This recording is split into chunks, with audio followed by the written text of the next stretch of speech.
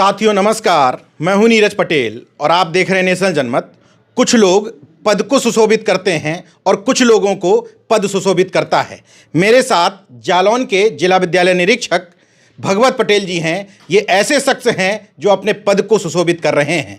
पिछले साल राष्ट्रीय शैक्षणिक योजना एवं प्रशासन संस्थान, जो शिक्षा मंत्रालय के अंतर्गत एक संस्थान है, उनके द्वारा शैक्षणिक नवाचार के लिए, यानी कि शिक्षा में जो नए नए प्रयोग करते हैं, उसके कारण उनको नेशनल अवार्ड मिला था। इस बार भी उनका नाम नेशनल अवार्ड के लिए सामने आया है।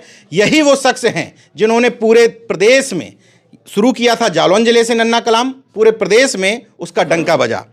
ये अवार्ड किस तरह का है और किन चीज़ों के लिए आपको दिया जा रहा है? हाँ, ये धन्यवाद नीरज जी। चूँकि भारत सरकार द्वारा जो उसकी संस्था है नीपा ने भारत सरकार में जैसे शिक्षकों को नवाचार में अच्छा काम करने के लिए पुरस्कार, राष्ट्रीय पुरस्कार दिया जाता है, इसी प्रकार से शिक्षा विभाग में जो प्रशासनिक पदों पे कार्यरत अधिकारी हैं, वो अगर इस तरह का कोई नवाचार करते तो उनके लिए भी ये 2013 से एक अवार्ड जो है जारी शुरू किया गया था। जिसके क्रम में मैं बता दूं आपको कि जनपद जालौन में चूंकि शिक्षा के क्षेत्र में हम लोगों ने बहुत सारे नवाचार किए हैं, उनमें से एक है कौन बनेगा नन्हा कलाम, जैसा कि आपने कोट किया।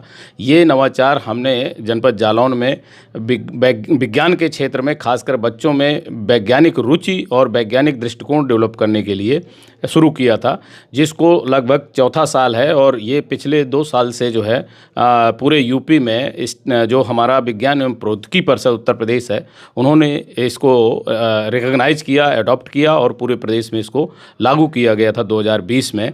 लेकिन कतिपय कारणों के कारण, ये कोरोना संक्रमण और इसके कारण थोड़ा सा ये बीच में 21 में हम नहीं कर पाए, लेकिन पुनः इसको हम लोगों ने शुरू किया है। और इस साल जनपद जालौन में 1 लाख बच्चों का रजिस्ट्रेशन हो चुका है।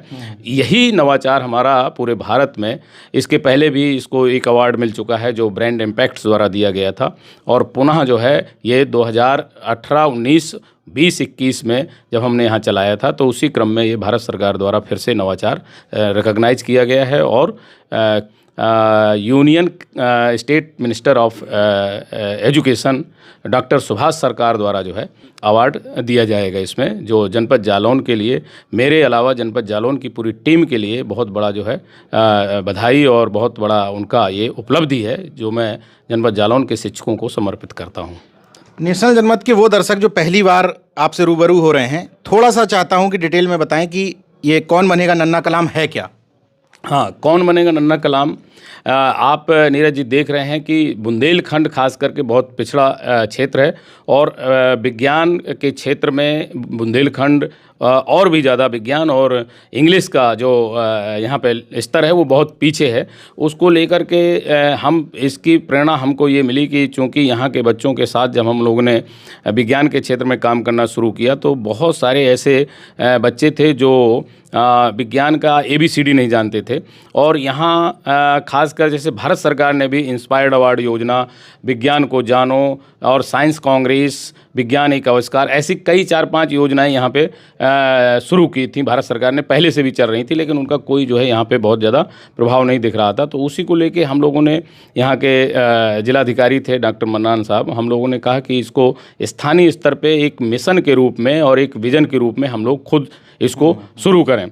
तो उसको लेकर हम लोगों ने एक योजना बनाई, जिसमें कक्षा 6 से लेकर 8 और 9 और 10 2 वर्ग किए थे, जूनियर और सीनियर।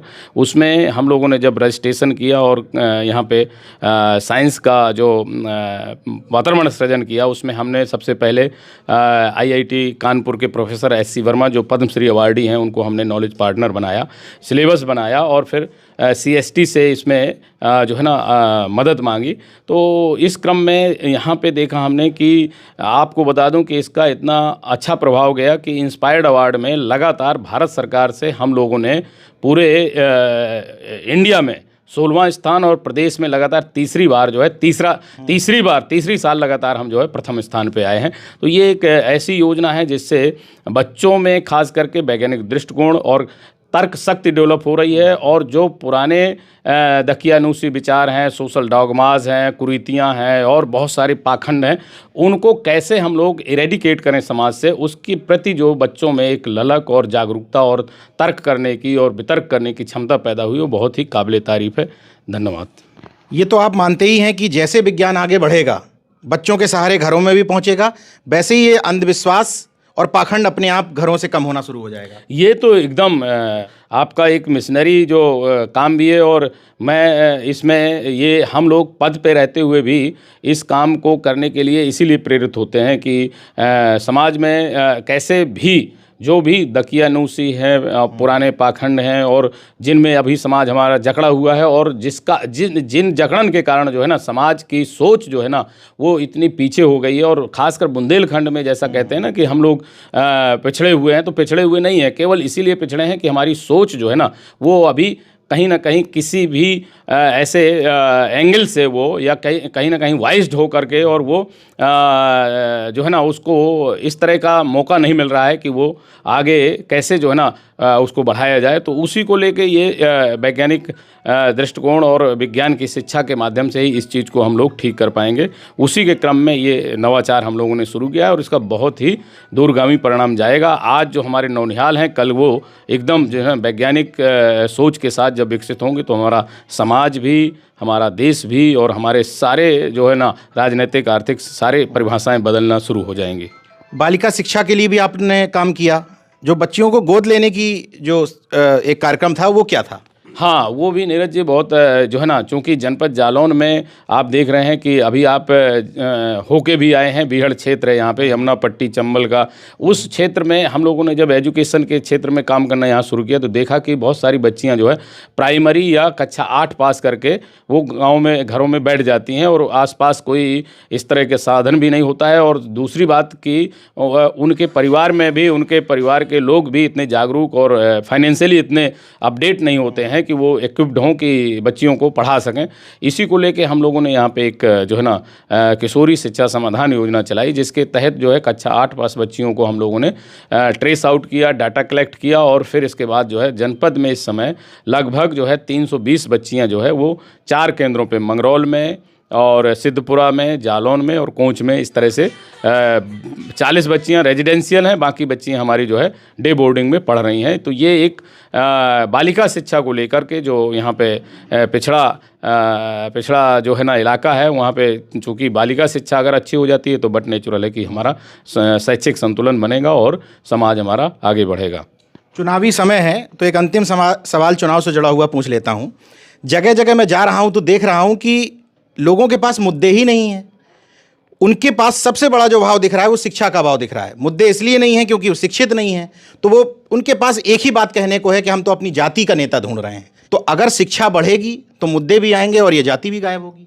यस, बिल्कुल, एकदम आपका सवाल एकदम जो है ना 100% कि जब तक शिक्षा अच्छी नहीं होगी तब तक जो है ना, चूँकि हम लोग चुनाव में भाग लेते हैं, चुनाव करने के लिए किसी भी चीज़ को जैसे चुनने के लिए हमको उसके बारे में जब तक हमारे चुनने की क्षमता अंदर से नहीं होगी, हम अच्छा बुरा सोच नहीं पाएंगे, अच्छी तरह से उसको जज नहीं कर पाएंगे कौन अच्छा है कौन बुरा है। तो जो आप कह रहे हो कि जाति पे, धर्म पे, पैसे पे और भी बहुत मैल प्रैक्टिसेस हैं, उसके नाम पे जो है ना वोट डल जाता है, तो उससे जो है ना अच्छा ना तो अच्छा प्रतिनिधि चुन पाते हैं ना अच्छी सरकार बन पाती है। तो ये जो बात है जो आप कह रहे हैं कि जैसे हम कोई भी चुनाव करने के लिए, अभी उदाहरण ले लीजिए, हम अगर लड़की के लिए वर ढूंढने जाते हैं तो वर में हम जो है ना बहुत सारी चीज़ें देखते हैं कि उसका परिवार अच्छा हो, संस्कार अच्छे हो, है ना, उसके तो इस तरह से हमको प्रतिनिधि चुनने में भी यही देखना चाहिए कि भाई ये इसके संस्कार अच्छे हों, अच्छा सोच का हो, अच्छा नेतृत्व प्रदान करने वाला हो।